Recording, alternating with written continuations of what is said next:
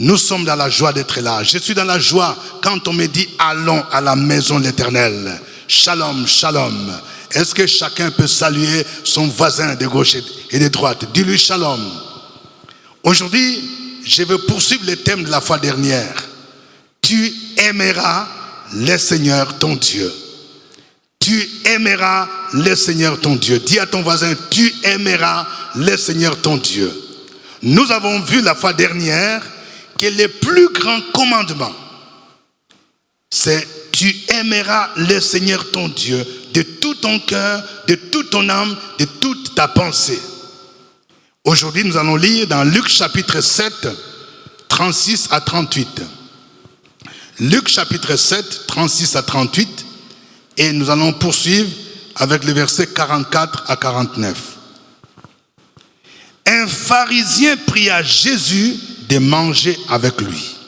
Jésus entra dans la maison du pharisien et se mit à table. Et voici une femme pécheresse qui se trouvait dans la ville, ayant su qu'il était à table dans la maison du pharisien, apporta un vase d'albâtre plein de parfums et se tint derrière aux pieds de Jésus. Elle pleurait et bientôt elle lui mouilla les pieds de ses larmes, puis les essuya avec ses cheveux, les baisa, les oignit de parfum. Verset 44.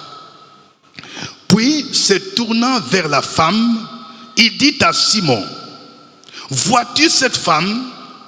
Je suis entré dans ta maison et tu ne m'as point donné d'eau pour laver mes pieds. Mais elle les a mouillés de ses larmes et les a essuyés avec ses cheveux.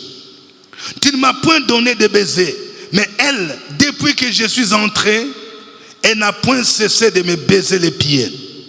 Tu n'as point versé l'huile sur ma tête, mais elle a versé du parfum sur mes pieds.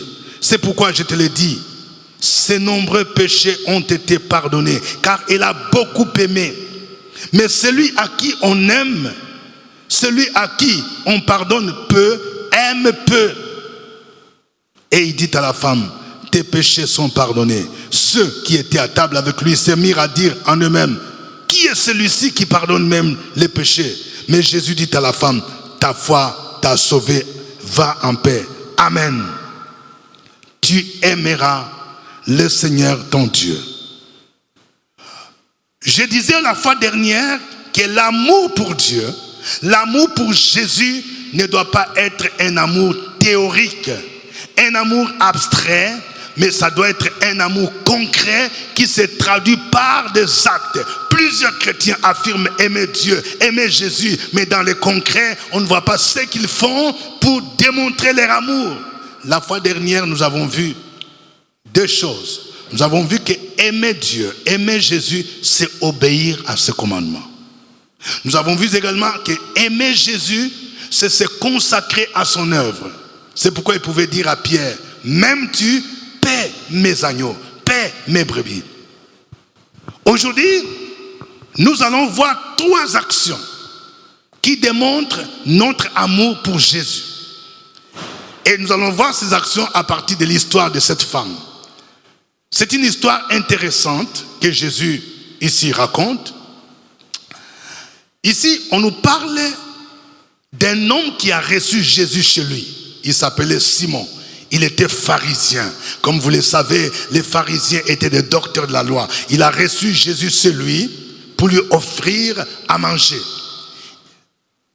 Et pendant que Jésus y était, la Bible nous dit qu'une femme pécheresse, c'est-à-dire une femme de mauvaise vie. Dans la Bible, souvent quand on dit une femme pécheresse, c'était une prostituée. Elle est venue, elle est entrée dans cette maison. Et du coup, elle se jette aux pieds de Jésus. Par derrière, elle prend un parfum et puis elle essuie les pieds de Jésus. Elle verse ses larmes, elle mouille les pieds de Jésus. Elle commence à baiser Jésus. Les autres ont trouvé ces gestes comme étant suspects. Et même celui qui a reçu Jésus, Simon le pharisien, il a murmuré au fond de son cœur en disant, si cet homme était un prophète, il aurait su que cette femme est une femme pécheresse. Et il ne pouvait pas accepter d'être en contact avec elle. Mais Jésus a apprécié les gestes de cette femme. Il dit que cette femme, ce qu'elle a posé comme action, elle a démontré qu'elle l'aime beaucoup. C'est un acte d'amour. Le verset 47, Jésus dit, c'est pourquoi je te l'ai dit, ses nombreux péchés ont été pardonnés car elle a beaucoup aimé. Mais celui à qui on pardonne peu, aime peu. L'amour pour Jésus doit se traduire par des actes. Nous allons voir 3 choses concrètes que cette femme a faites. 3 choses. Quelqu'un dit 3 choses. Premièrement, aimer Jésus, c'est lui donner une offrande de valeur, une offrande de qualité. Quelqu'un dise une offrande de qualité. Oui, je ne peux pas dire que j'aime Jésus. Quand on dit il faut donner l'offrande, j'apporte n'importe quoi. Je suis souvent navré de voir qu'il y a des chrétiens qui viennent donner même des billets déchiquetés, des billets délabrés. Tu peux avoir des billets de qualité dans ta poche, mais tu choisis les billets qui ont la petite valeur pour donner à Jésus. Est-ce que vous savez celui à qui vous donnez votre offrande? Voyons l'exemple de cette femme. Une femme pécheresse qui doit donner un message même à nous qui sommes des chrétiens, à nous qui disons des hommes de Dieu. Une femme pécheresse. Qu'est-ce qui montre que cette femme a donné une offrande de qualité? Il y a 2 éléments que je vais souligner ici. D'abord, il y a les contenants et puis il y a les contenus. Dans les contenants, c'est quoi? On dit que cette femme a apporté un vase d'albâtre. Quelqu'un qui dise vase d'albâtre. Oui. L'albâtre, c'est quoi? L'albâtre, c'était vraiment une matière précieuse, une pierre précieuse, naturelle, tendre, translucide et généralement très blanche, utilisée dans l'Antiquité, dans la sculpture, pour les objets d'art, pour la décoration. L'albâtre ressemble au marbre. Vous voyez, le marbre est considéré comme étant un produit de qualité. C'est pourquoi aujourd'hui, quand on parle de marbre, l'albâtre ressemble au marbre. Quand on dit un vase d'albâtre, c'était un vase d'une haute valeur. Ce n'était pas n'importe quel vase. Et le deuxième élément, c'est le contenu. La femme a apporté un vase d'albâtre. Mais qu'est-ce qu'il y avait dedans? C'est ça le contenu. Il y avait un parfum. Un parfum d'une grande valeur. Et Marc précise qu'il s'agissait d'un parfum de nard. Quelqu'un qui dit un parfum de nard. De nard pur. Le nard est une plante aromatique. Il semble d'origine indienne, qui dégage un parfum d'une bonne odeur.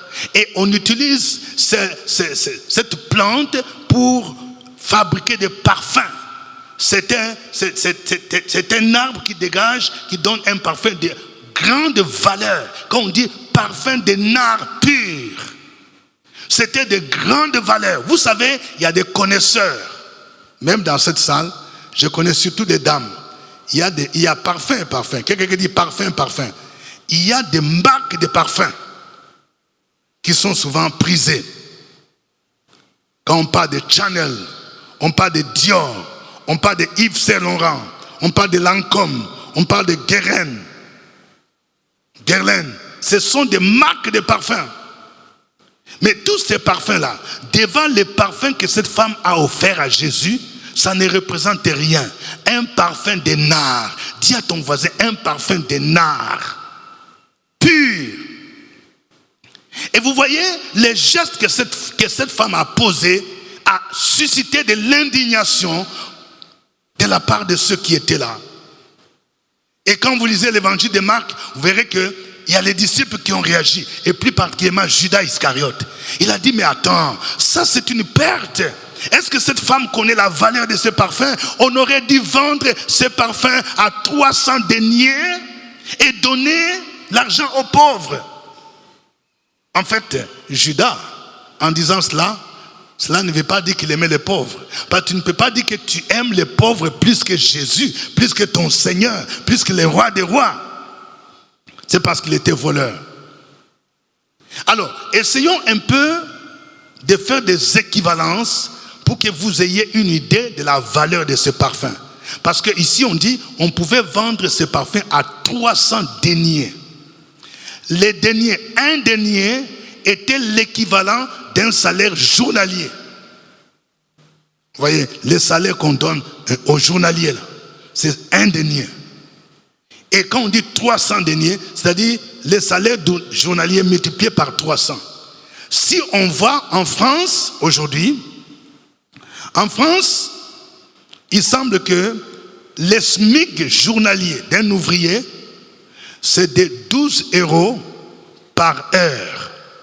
Alors pour un travail de 8 heures, vous multipliez 12 fois 8, vous trouvez 84 €. C'est ça le SMIC journalier.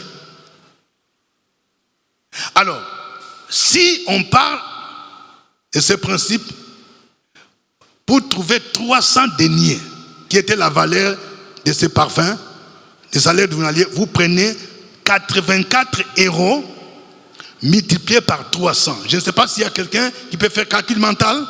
Calcul mental, vous trouvez combien? 25 300 €. Quelqu'un qui dit waouh. Donc c'est pour vous donner une idée. Un parfum qui coûtait à peu près 25 300 €. Si on revient ici chez nous en Côte d'Ivoire, pour avoir une idée sur les salaires journaliers, il semble que le SMIC aujourd'hui, journalier, c'est de 3 500 francs CFA. Ça, c'est le SMIC. Parce que par mois, le SMIC, vous savez que l'État a établi 75 000 francs. Je ne sais pas si ça a changé. Alors, si 3 500 francs CFA en Côte d'Ivoire, c'est le salaire minimum journalier, 300 deniers, ça fait 300 fois 3 500 €. Ça donne combien? 1 050 000 francs. Pour vous donner une idée de la valeur de ce parfum que cette femme est venue offrir à Jésus. Je ne sais pas si parmi vous, il y a des gens même qui prennent un parfum qui vaut plus de 10 000 francs. Il y a des gens qui prennent des parfums de 2 000, 3 000. Mais un parfum qui coûte jusqu'à 1 million. Cette femme est venue répandre ça à son maître. Est venue répandre devant au pied de celui qui a le nom le plus puissant, celui qui a le nom le plus élevé, Jésus de Nazareth. Je ne sais pas, peuple de Dieu, si vous réalisez qui est Jésus, quand vous venez à l'église, quand vous venez dans un programme, l'offrande que vous offrez à Jésus doit être une offrande de qualité qui peut toucher son cœur. Un parfum d'un art pur. Et j'aimerais dire, la valeur d'une offrande ne dépend pas forcément de la grandeur du montant. Non, ce n'est pas de ça dont il s'agit. Il s'agit de voir ce que cela vous coûte. Prenons l'exemple de cette femme qui a donné 2 pièces d'argent. Jésus a regardé dans les temples, il y a beaucoup de gens, il y avait des riches, des gens qui donnaient. Mais cette femme a donné 2 pièces d'argent. Et Jésus va dire que cette femme a donné plus que tout le monde. Parce que les autres ont donné du superflu. Mais cette femme a donné tout son nécessaire. Je peux aussi prendre l'exemple de la veuve de Sarepta.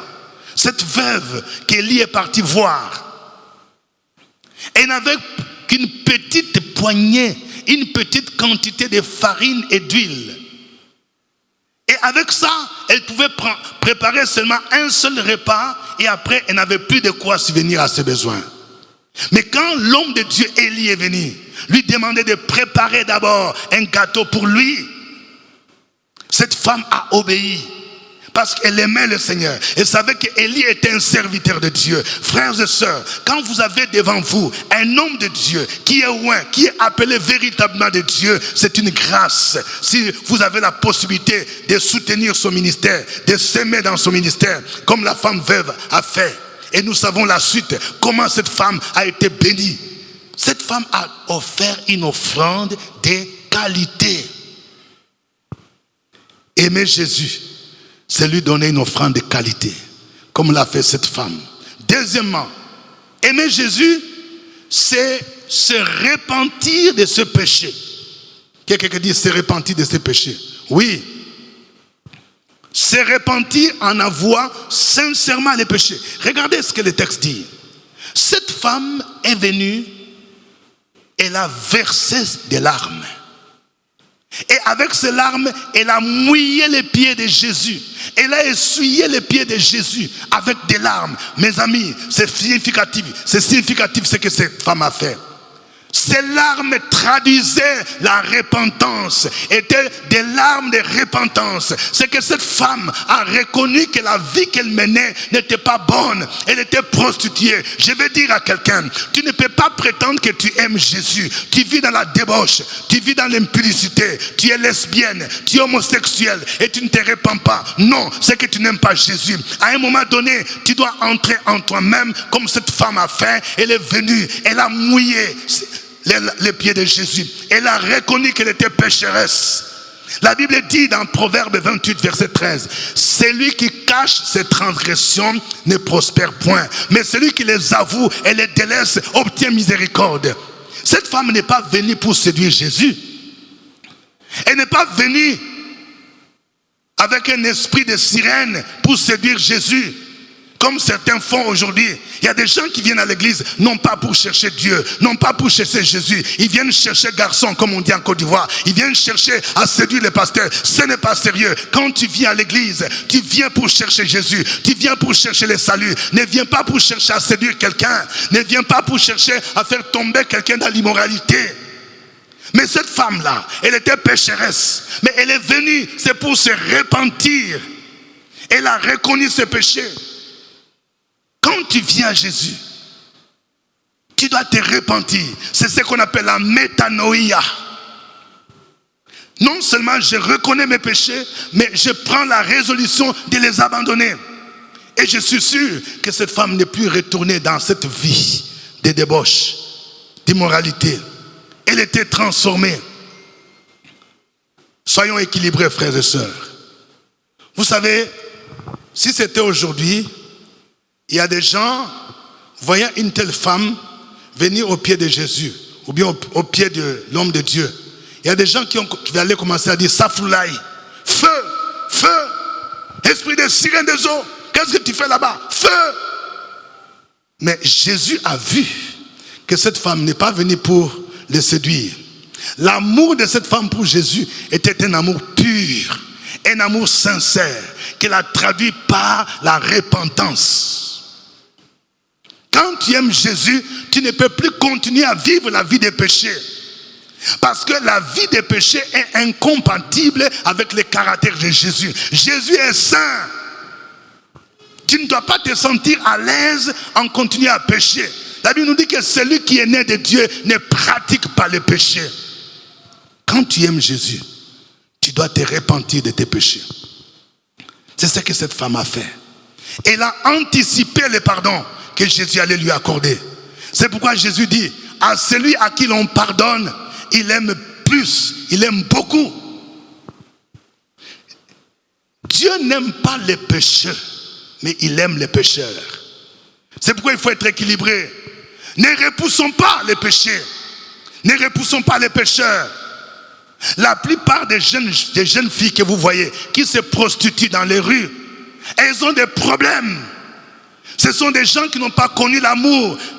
Il y a des gens qui ont été abandonnés par leur famille, par leurs parents. Il y a des filles dont les parents ne les ont pas reconnues. Les papas ne l'ont pas reconnu. Elles souffrent d'un vide. Il y a un vide intérieur. En allant livrer leur corps, c'est une façon de combler ce vide. Elles ont besoin de Jésus. Elles ont besoin de quelqu'un pour lui parler de Jésus. Et c'est pourquoi elles doivent revenir à la repentance. La plupart des jeunes qui se droguent, c'est parce que ils sont mal aimés. Parce qu'il y a un vide dans leur vie. Ils ont besoin de Jésus. Ils ont besoin de se repentir. Ils ont besoin de quelqu'un. Ne les repoussons pas. Jésus aime les pécheurs, mais il n'aime pas le péché. C'est pourquoi Jésus n'a pas repoussé cette femme. Jésus a laissé cette femme qui est venue vers elle, vers lui. Cette femme s'est repentie. Aimer Jésus, c'est se repentir. Je parle à quelqu'un. Si tu aimes Jésus, tu ne dois plus continuer à vivre la vie des péchés. Qu'est-ce que ça veut dire aimer Jésus? Troisième chose. Aimer Jésus, c'est l'adorer. Quelqu'un dit c'est l'adorer. L'adorer de tout notre cœur. Vous voyez, l'acte que cette femme a posé traduit aussi l'adoration. Vous voyez, il y a un geste fort. La Bible nous dit qu'elle a mouillé les pieds de Jésus. Elle a baisé. Elle a baisé les pieds de Jésus. Attention. Aujourd'hui, quand on parle de verbe baiser, il y a des gens qui ont derrière des choses bizarres, des idées bizarres. Baiser. Vous savez, on m'a raconté une histoire dans une église où, à la fin du culte, il parle de Romains 16:16. Romains 16:16 dit, saluez-vous les uns les autres par un saint baiser. Alors, tous les frères impudiques là, c'est les versets qu'ils aiment. À la fin du culte, tu vas voir un frère qui cherche une sœur. S'il voit que la sœur est jolie, il dit, ma sœur, Romains 16:16, Romains 16:16, quand tu regardes même ses yeux, tu vois que ce n'est pas un saint baiser. La manière dont tu donnes baiser à la sœur là, est-ce que c'est un saint baiser? La Bible parle du saint baiser. Mais toi, ton baiser est un baiser impudique, un baiser plein d'adultère. Ce n'est pas normal. On parle du saint baiser. Les baisers de cette femme-là, ce n'est pas le baiser que beaucoup de gens expérimentent dans une chambre d'hôtel, avec fille, avec femme d'autrui, avec mari d'autrui. La Bible parle de saint baiser. Ne confondons pas les choses. Les baisers que cette femme est venue donner à Jésus à ses pieds, ça traduisait le respect, la vénération, l'adoration. Oui, dans la culture juive, c'est ce que ça traduisait. Le respect, la vénération, l'adoration. Ça veut dire que par ce geste, cette femme a démontré son amour pour Jésus. Pour dire, je t'adore. Elle a vénéré Jésus. Si tu aimes Jésus, tu dois aimer l'adoration. Jésus cherche des vrais adorateurs. Quand tu aimes Jésus, pendant les moments de culte, tu n'as pas besoin que quelqu'un te dise, mets-toi à genoux, lève les mains. Non, ça va couler de manière naturelle. Dieu cherche des vrais adorateurs. La Bible dit que l'heure vient et elle est déjà venue où les vrais adorateurs adoreront le Père en esprit et en vérité. En esprit et en vérité. Le mot vérité ici veut dire sincérité.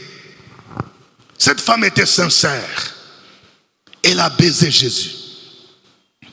Vous savez, David était un vrai adorateur. C'est pourquoi David a écrit beaucoup de psaumes. J'aime bien lire les psaumes de David. C'est pourquoi Dieu m'a mis à cœur d'écrire la série « Comment prier avec les psaumes ». Si vous voulez être un vrai adorateur, lisez les psaumes. Vous allez vous imprégner de la manière dont cet homme aimait le Seigneur. Je lis le psaume 45. Psaume 45 à partir du verset 1. Au chef des chantres, sur les lits des filles décorées, cantiques, chants d'amour, des paroles pleines de charme bouillonnent dans mon cœur. Je dis, mon œuvre est pour les rois. Que ma langue soit comme la plume d'un habile écrivain. Tu es le plus beau des filles de l'homme, la grâce répandue sur tes lèvres. C'est pourquoi Dieu t'a béni pour toujours. Vaillant guerrier, ceins ton épée, ta parure et ta gloire. Oui, ta gloire, sois vainqueur, monte sur ton char, défends la vérité, la douceur, la justice, et que ta droite se signale par des merveilleux exploits. Vous entendez les paroles d'un adorateur. Ce sont des paroles pleines de charme. Il dit des paroles pleines de charme bouillonnent de mon cœur. Quand tu aimes Jésus dans l'adoration, tu vas faire monter vers lui des paroles pleines de charme qui démontrent ton amour pour lui, qui démontrent ton admiration pour lui. Des paroles pleines de charme. Vous entendez? Dans l'adoration, nous sommes en train de décrire ce que Dieu est. Il dit, tu es le plus beau des fils de l'homme. La grâce est répandue sur tes lèvres. Un adorateur du Seigneur doit apprendre à ouvrir son cœur, ouvrir son âme pour parler du fond de son cœur. Vous savez, il y a un symbolisme important dans les tabernacles. Vous savez, dans les tabernacles, il y avait la deuxième partie qu'on appelait les lieux saints. Je vais m'attarder aujourd'hui sur les lieux saints. Qu'est-ce qu'il y avait dans les lieux saints? Il y avait 3 objets. La table de pain de proposition. Ces pains symbolisent Jésus-Christ, le pain de vie. Il y avait les chandeliers d'or qui symbolisent Christ, la lumière du monde, qui éclaire. Mais il y avait le 3e objet, c'était l'autel des parfums. Quelqu'un qui dise l'autel des parfums. Alors, je voudrais attirer votre attention sur l'autel des parfums. Comme aujourd'hui, on parle du parfum. Cet autel était spécial. Et le sacrificateur brûlait le parfum. Et l'odeur de ce parfum devait monter devant Dieu. Même la composition des ingrédients de ce parfum, Dieu lui-même a donné les détails. Et le feu avec lequel on devrait brûler les parfums ne devait pas venir de l'extérieur. C'est pourquoi on parle du feu étranger. Non, c'était le feu qu'on devait prendre de l'autel d'airain. Il ne fallait pas prendre un feu étranger. Par exemple, un feu que tu viens avec de la maison. Non. Il y a des enfants d'Aaron qui ont voulu offrir des parfums avec le feu étranger. Ils ont été consumés. Alors, ce parfum que l'on brûlait symbolisait d'abord, d'une part, l'intercession de Jésus. Mais ce parfum symbolisait également l'adoration du peuple d'Israël. Vous voyez, c'est l'adoration qui montait devant le trône de Dieu comme une offrande de qualité, comme un parfum de bonne odeur. Frères et sœurs, quand tu adores le Seigneur Jésus, en esprit et en vérité, ton adoration est comme une offrande qui monte devant son cœur. C'est une offrande, une odeur de qualité, une odeur qui touche le cœur de Dieu. Vous voyez, Dieu aime des bonnes odeurs. Dis à ton voisin, Dieu aime des bonnes odeurs. Ce n'est pas pour rien que Dieu a déterminé les ingrédients. C'est pourquoi je vais demander à ceux qui sont mariés. Vous savez, souvent, moi je suis conseiller conjugal. Il y a des couples dont les femmes se plaignent de leur mari parce qu'ils dégagent une mauvaise odeur. Dans la chambre, la femme dit non, tu as de mauvaises odeurs. Alors au lieu de t'endurcir, achète au moins un parfum. Dis à ton voisin, achète un parfum. Parce que même Dieu aime les parfums. Parce que quand on dit Dieu là, l'adoration, les parfums là étaient le symbole de l'adoration. Dieu aime de bonnes odeurs. Quelle est l'odeur que tu dégages devant Dieu? Vous voyez? Quand nous lisons Exode chapitre 30, Exode chapitre 30, les versets 34 à 35. Exode 30, 34 à 35. L'Éternel dit à Moïse, prends des aromates, du stacté, de l'ongle odorant, du galbanum et de l'encens pur en parties égales. Tu feras avec cela un parfum composé selon l'art du parfumeur. Il sera salé, pur et saint. Waouh! J'étais frappé d'entendre que selon l'art du parfumeur. Pourquoi ces détails, mes amis? Dieu donne des détails. Il dit ce parfum doit être fait selon l'art du parfumeur. Il faut un parfum de bonne odeur qui monte devant Dieu, selon l'art du parfumeur. Écoutez, Dieu précise 4 ingrédients qui devaient composer ce parfum. Il y avait les stactés, les galbanum, l'ongle odorant et puis l'encens. Vous savez, les stactés, c'est quoi? Les stactés, c'est un aromate précieux qui provient de la myrrhe. C'est un ingrédient très précieux. Dieu dit, il faut prendre ça. Il dit, il faut prendre l'ongle odorant. C'est un ingrédient qui provient des mollusques qui devraient composer ce parfum. Donc Dieu est un connaisseur. Il dit, il faut prendre ça. Et puis troisièmement, du galbanum. Galbanum, c'est une résine aromatique. Il fallait aussi faire le mélange. Et puis l'encens pur. C'est une autre résine précieuse. Vous voyez les 4 ingrédients. Dieu donne des précisions pour que ce ne soit pas n'importe quel parfum. Parce que ce parfum traduisait l'adoration du peuple de Dieu. Il faut une offrande de qualité, une adoration de qualité, un parfum de qualité. Ton adoration doit réjouir le cœur de Dieu. C'est pourquoi quand nous venons au culte, frères et sœurs, nous devons adorer ce Dieu-là. Dieu a besoin de ton adoration. Quand tu ne viens pas au culte, tu prives Dieu de ton adoration. Et il faut que ton adoration soit une adoration de qualité, comme une offrande, un parfum de bonne odeur, un parfum qui monte devant le trône de Dieu, comme ce parfum que les sacrificateurs brûlaient, qui montait dans l'autel de parfum devant le trône de Dieu. Et ce parfum était fait selon l'art du parfumeur. Bien-aimés dans le Seigneur, nous venons de voir aujourd'hui 3 éléments qui traduisent notre amour pour Dieu. Si j'aime Jésus, premièrement, je dois lui donner une offrande de qualité comme cette femme. Je ne vais pas donner n'importe quoi à Jésus. Cette femme est venue avec un vase d'albâtre et elle a offert un parfum de nard pur dont la valeur équivalait à 300 deniers. Quelle est la valeur de ton offrande? Souvent, ce que les gens donnent ne représente rien.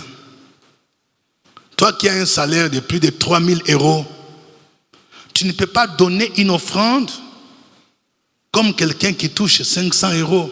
Non.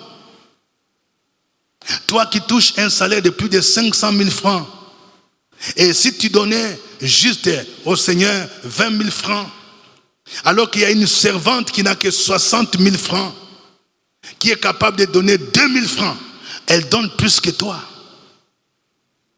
Quelle est ton offrande?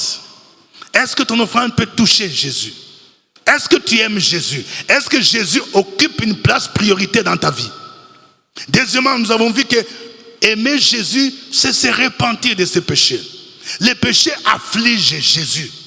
Tu ne dois pas confesser les péchés parce que le pasteur l'a dit. Mais toi-même, tu dois être conscient que si j'aime mon Seigneur, j'aime celui qui est mort sur la croix pour moi, celui qui est ressuscité pour moi, je ne peux plus continuer à vivre dans les mensonges. Je ne peux plus continuer à vivre dans l'immoralité sexuelle. Je ne peux plus continuer à me masturber. Je ne peux plus continuer à garder la haine contre mon prochain.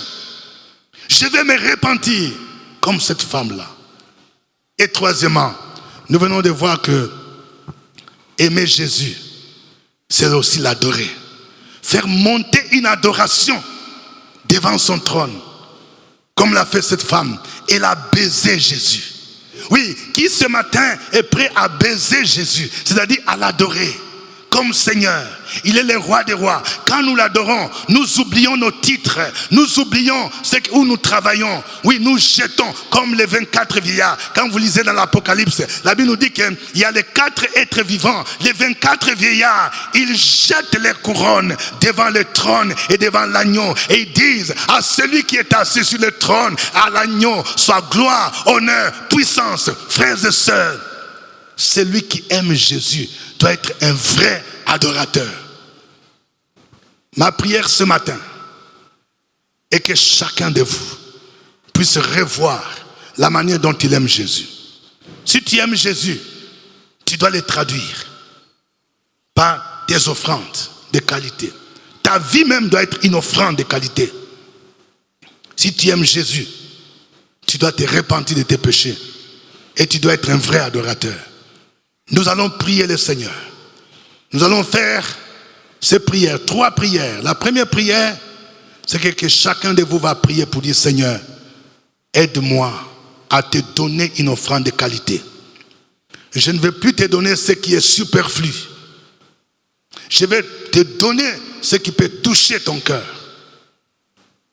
Et la deuxième prière, si tu te rends compte que tu as commis un péché, tu as un péché qui te fatigue, tu vas demander pardon. Tu vas mouiller les pieds de Jésus avec des larmes de repentance pour dire: Seigneur, moi je vais me repentir. Je ne viens plus continuer avec cette vie. Il faut que tu changes de vie. Et le Seigneur est capable de te pardonner.